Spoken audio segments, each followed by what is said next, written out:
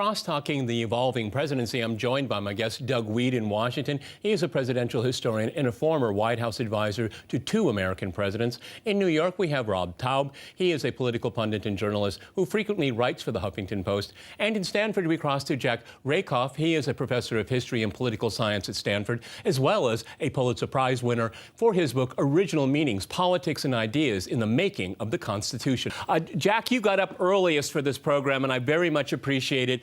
Your book, Original Meanings, do you think the founders of the Constitution and the Republic would approve of the modern presidency? Would they approve of Donald Trump? Go ahead, Jack in Stanford. Right, well, I'm pretty skeptical that they would approve of Donald Trump. They would have found it very difficult to imagine what the modern presidency has become. And the basic reason for that, I believe, is that of all the institutions the framers created, the presidency was far and away the most novel.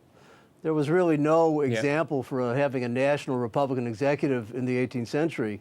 And so, in a sense, of all the institutions, even including the Supreme Court, this was the one that had to evolve the most. So the sense of being surprised isn't quite the right way to put it, because necessarily this one had to develop more than any of the others would. Let me go to Doug now. Doug, I know you've written a book here. Let's see it here. It's Game of Thorns, and it's about this presidential election. Okay, well, let me follow up on a little bit what Jack had to say. The presidency was the least formulated of all the branches when the founders conceived of the republic here. But in the last 240 years, they've had a lot of different material to work with when it came to the presidency. So let me ask you, just kind of point blank, do you think Donald Trump is very presidential? Go ahead. No, I don't think he's presidential, but I think that's why he got elected. He wasn't presidential. People are tired of the corruption. He got the call from Boeing. They said, "Hey, okay, where's our $10 billion for the new Air Force One?" And here's a company that gave $1 million to the Clinton Foundation, a company that $2 million deal for the World's Fair, a company that maxed out their contributions at the executive level to the Clinton campaign. Now they want their money, but hey, guess what? She didn't win. So I think the old way of doing business is over. The president had Intel in there just recently, had the Carrier deal, the Ford deal. I think it's about jobs now, and he's telegraphing these big companies, I'm a billionaire, I don't need your money.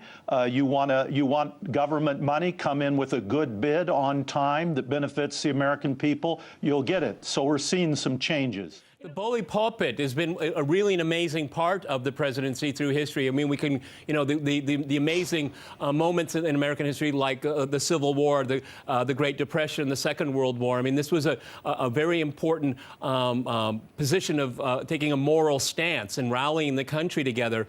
And my criticism of Donald Trump to date is not so much his policies, is that I really begin to worry, is he trivializing the office by saying that, you know, he's angry that his daughter's line of clothes isn't going to be sold in Nordstrom's anymore. To me, that's not presidential. Yeah, of course he's trivializing the office. If you want to use the phrase bully pulpit, he's putting the emphasis on bully and not on the pulpit. The idea of the pulpit was that you could make an articulate appeal to the American people, to the various interests, you know, that have to be represented, and try to get them to see your way on matters of public policy. Trump's mode of rhetoric is essentially bullying. He bullies every critic. He bullies every opponent. He bullies people for bad reasons, and it's hard to say for any good reasons. It's a real question to me how well this bullying is going to work with the dominant interests in the Republican Party, who can't be very happy about having a president endorse either his own family's enterprises or that of any of a number of enterprises.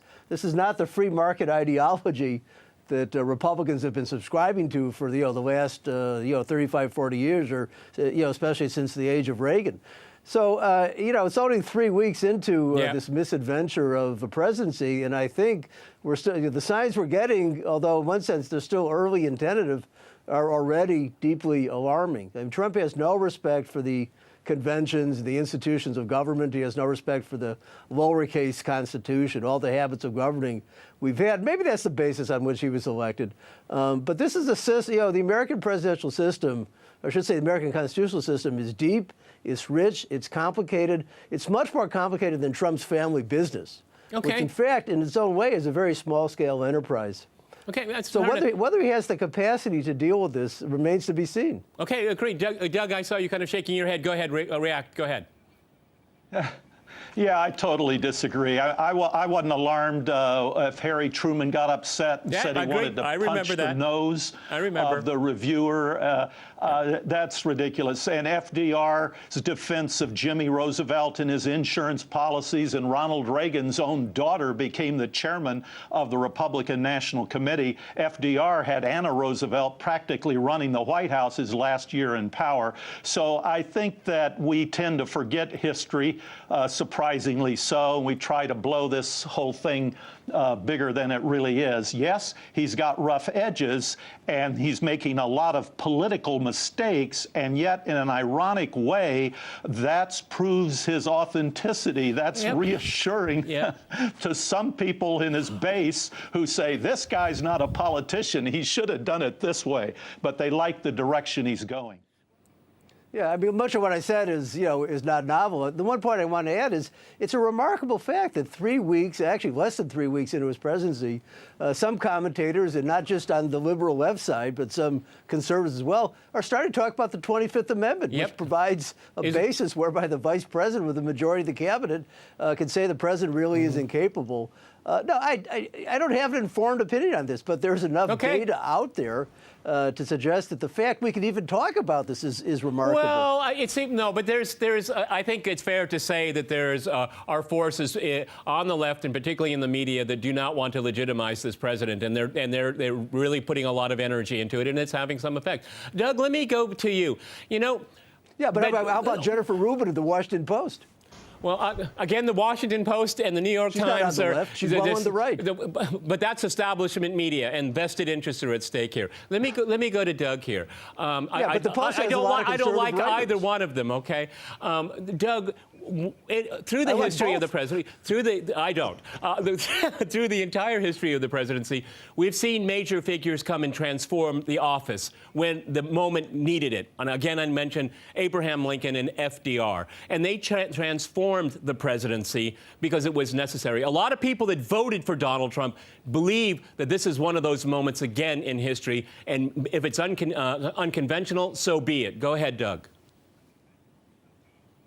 Yeah, Barack Obama's a very smart man, and he's not narcissistic, and he's got great temperament. He's got a Reagan-esque ability, but the poor got poorer and the rich got richer at an accelerated rate. And liberal University of California in Berkeley documented the whole thing. Our relationship with Israel, our longest ally, collapsed. We saw the rise of ISIS. We saw an enormous transfer of American hardware to failed states across the Middle East, which was in turmoil. In your own region, Obama made a visit to the Baltic states, couldn't even get the names of the capitals straight. So I think that the intellectualization of the presidency may be a little bit overblown. What good does it do to have someone who perfectly acts like a president the way Hollywood would like, and yet the policies lead us deeper into poverty and ruin our relationships around the world?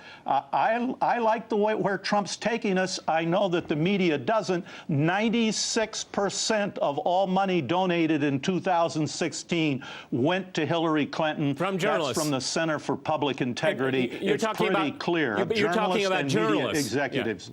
Yeah. Rob, one of the most important roles that the president plays in the checks and balance process is to deal with Congress. And, right now, the Democrats have crashed and burned, and they're in the wilderness right now, and I don't know how long it's going to take for them to recover.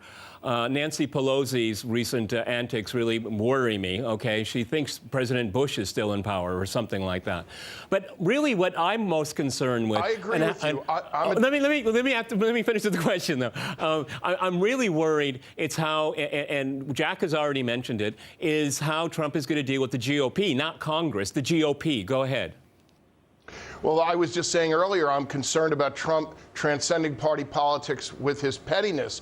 But I'm going to go back. As a Democrat, I'm going to blame Obama for a lot of the problems, because he really changed presidential politics with his disdain for the presidency. And yes, it was disdain, because he made it clear he didn't like the schmoozing and the interaction with congressmen and senators. He didn't want to do it. He didn't do it.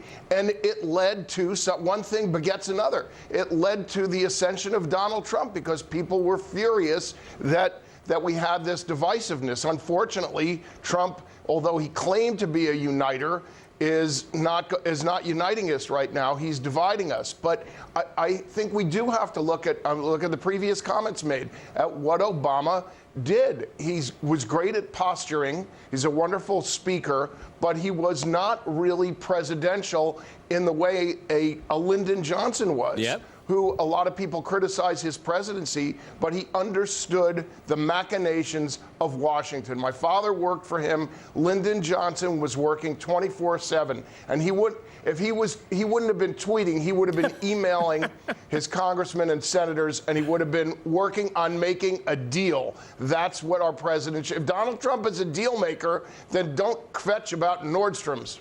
Okay. It's interesting, because we've already mentioned in this program, Doug, because as has been mentioned in this program, and I think it's absolutely correct, that he has transcended party politics. He's in the realm of Trumpism, I think. And it may not be a bad idea. I say give 100 days at least, okay? But I do think the executive order thing is important, because the Republican Party, they rejected him, the establishment rejected him as a candidate, and they didn't embrace him when he was the nominee. So I do think this executive order thing does come into play. And what bothers me is that it degrades the checks and balances here. And to react to Jack, I mean, and it was already said by Rob, I mean, Barack Obama couldn't be bothered to go the extra mile to negotiate, okay? Now, Doug, this is what Trump is all about. He's a deal maker. So can he make a deal with the GOP? Because I don't see it happening yet. Well, I just like to correct one thing. Trump hasn't been talking about changing the New Deal or the Great Society unless you call charter schools or opening up schools to poor African Americans who haven't had a chance to go to a private school. If you call that turning back the Great Society, then okay. But he's never talked about that. That's total fiction to say that he has. I mean, FDR went to a private school. Obama went to a private school. Clinton sent his kids to private schools. Almost all of the presidents. Carter was the only modern president who didn't, and he quickly changed his mind. Sent his kid to a private school. That's the only thing that even remotely touches on what Jack might have mentioned that Trump would do earlier. But yes, I think if Hillary Clinton had won the election and you had 2 presidents in a row with 8 years of executive orders, it could dramatically impact the direction of the country. As long as it goes back and forth, Republican, Democrat, perhaps not. But I do agree with you that the Constitution itself is threatened by these continual executive orders. So gentlemen, it's early days, and I appreciate all of your input here. Many thanks to my guests in Washington and in New York and Stanford, and thanks to our viewers for watching us here at RT. See you next time, and remember, Crosstalk rules.